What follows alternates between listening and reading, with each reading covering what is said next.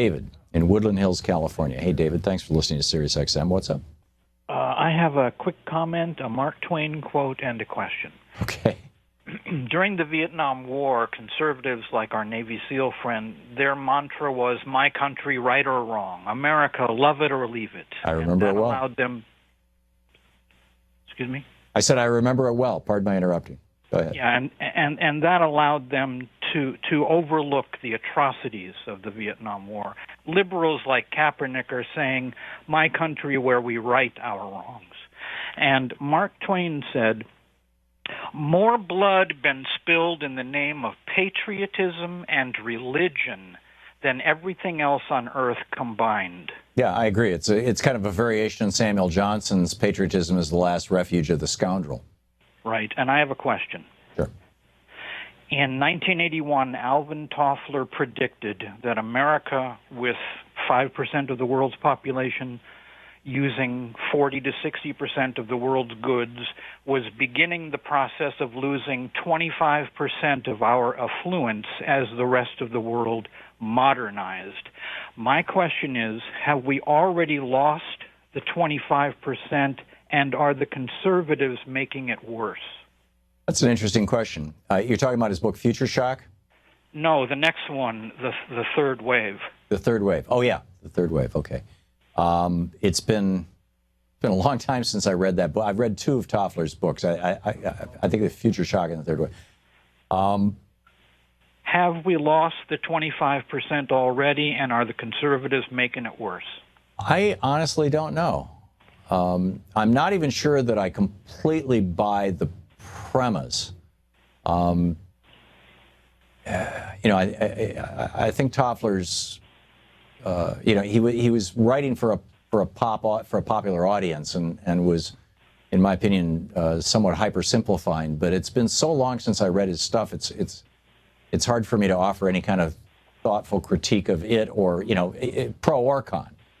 Well, we've certainly lost affluence from the 50s and 60s. Oh, we've lost the affluence, but whether it's the result of immutable natural forces, essentially, which is, it was Toffler's argument, just kind of the natural ebb and flow of things, the way economies work, the way that the evolution of technology and the evolution of society, whether it's that or whether it's that a bunch of wealthy folks got, seized major power in the United States and were able to use that power to change the rules of the game of business, particularly the rules of the game of business as it related to on the international stage, which was happening big time in the 80s.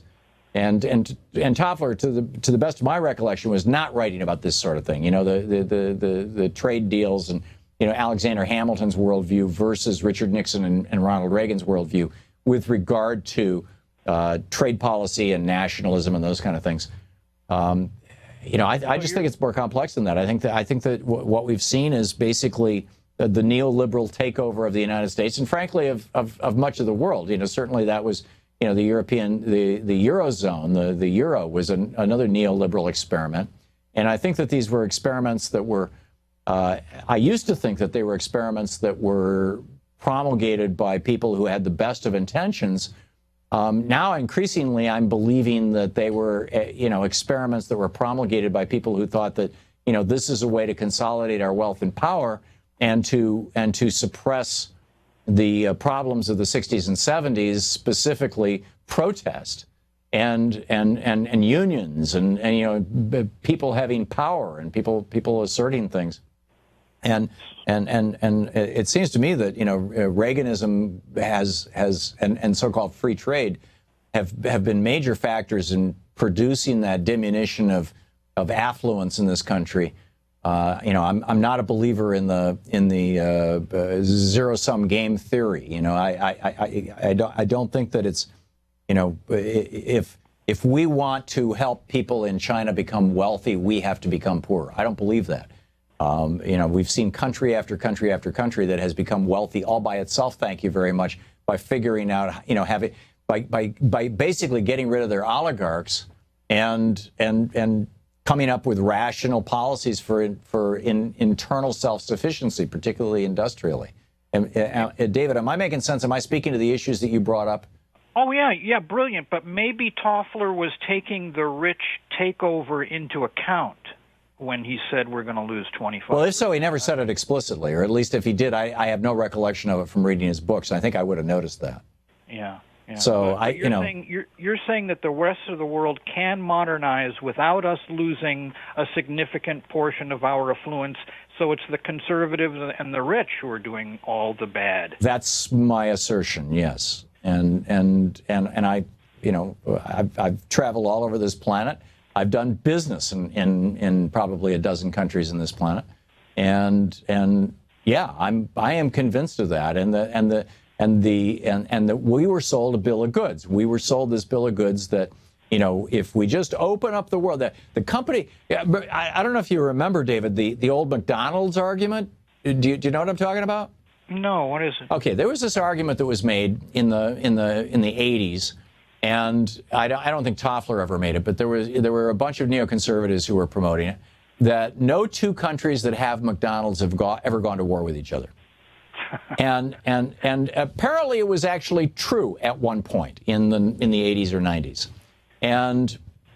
And out of that kind of theology came this notion that if we can simply enhance the level of interpenetration that countries have into each other's economies and interdependence that countries have economically, that will prevent war, that this was all, a response to the horrors of World Wars I and II, and, we just need to solve that problem, and we can do it through trade, and that'll be the way to do it.